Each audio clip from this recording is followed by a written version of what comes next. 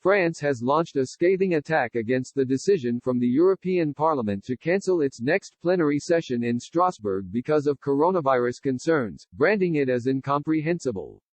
Brussels officials cancelled the session in the Parliament's headquarters in the French city next week, despite a legal obligation for it to go ahead.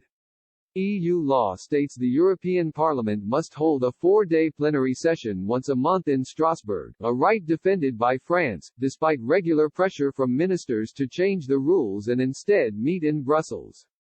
Next week's parliamentary session has additional importance as European Commission President Ursula von der Leyen will deliver an annual address.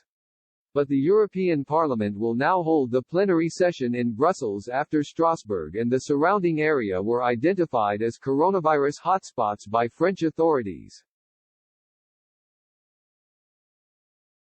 European Parliament President David Sassoli said in a statement, "The resurgence of the pandemic in many member states and the decisions taken by the French authorities to classify the entire Lower Rhine department as a red zone obliges us to reconsider the move to Strasbourg."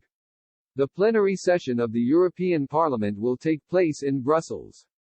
France had initially reacted calmly to the move, with Europe Minister Clement Beaune and Strasbourg Mayor Jean Barseguian calling for a swift return to plenary sessions in Strasbourg.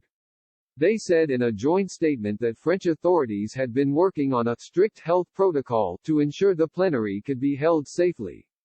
But French government spokesman Gabriel Attal has now reacted furiously to the decision to move the plenary session from Strasbourg to Brussels. Mr. Attal, who is also a politician within Emmanuel Macron's ruling LREM party, said after the French cabinet's weekly meeting, "The decision is incomprehensible and was taken in a rather unilateral way. The prevalence rate of the virus in Strasbourg is lower than in Brussels.